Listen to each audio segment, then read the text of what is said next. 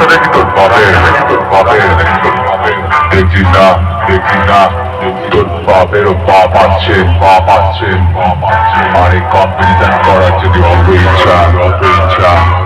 ফাঁকা জায়গায় এসে কম্পিটিশন করে দেখা